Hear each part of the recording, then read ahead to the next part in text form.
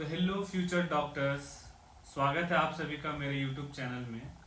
तो I am Aman Kumar, a first year MBBS student at RIMS Ranchi.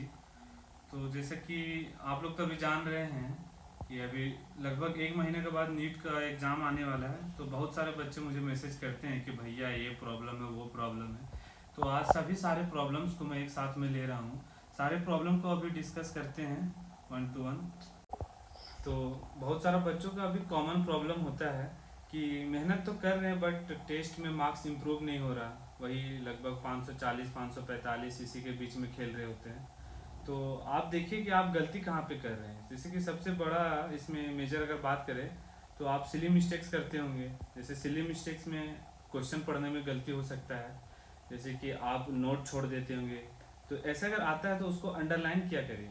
जैसे note छूट जाता है, करेक्ट की जगह इनकरेक्ट या तो नॉट करेक्ट ऐसा लिखा हुआ होता है, तो वो सबको अंडरलाइन कर लेना चाहिए पहले। इससे सिली मिस्टेक्स होने की चांसेस कम हो जाती हैं। और या तो आप एग्जाम से पहले रिवीजन नहीं करते होंगे या तो फिर आपका सिलेबस इनकम्प्लीट होगा। तो ये सब चीज़ पे ध्यान दीजिए। तो अभी जैसे कि एक महीना बचा है तो इस समय माइंड स्टेबल नहीं रहता है। जैसे कि आप बात करें कि अगर आप केमिस्ट्री ही पढ़ रहे हैं, फिजिकल केमिस्ट्री, जैसे कि आप इलेक्ट्रोकेमिस्ट्री पढ़ने गए तो आपका मन करेगा कि चलो सॉल्यूशन चैप्टर पढ़ लेते हैं, याद नहीं आ रहा केमिकल काइनेटिक्स पढ़ लेते हैं। तो इस समय यहाँ से वहाँ भागना नहीं है, जो पढ़ रहे हैं वहीं पे फोकस रहिए। और बात करें तो कुछ बच्चे एनसीईआरटी को इग्नोर करते हैं।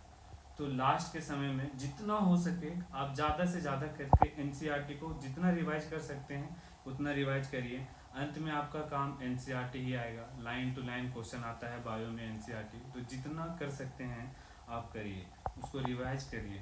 और जैसे कि अभी लास्ट का समय है तो कुछ नया पढ़ने की कोशिश ना करें तो ही बेहतर है।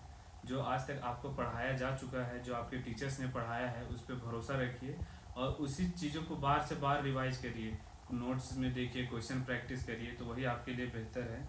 और टेस्ट देना इम्पोर्टेंट है। टेस्ट कभी भी नहीं छोड़िए, जितना ज़्यादा टेस्ट दीजिएगा उतना आपके लिए फ़ायदेमंद होगा। और बात करें तो टेस्ट का एनालिसिस करना ना भूलें। जो गलती कर रहे हैं, जो आपसे मिस्टेक होता है, वो आप घर आके देखिए, उस टॉपिक को दोबारा पढ़िए, कहाँ गलती हुआ, किस कारण हुआ, ये जरूर देखें। वरना अगर आप टेस्ट का एनालिसिस नहीं करते हैं तो फिर टेस्ट देने का कोई फ़ायदा होता है नहीं। तो टेस्ट का एनालिसिस करना बहुत ज़रूरी है।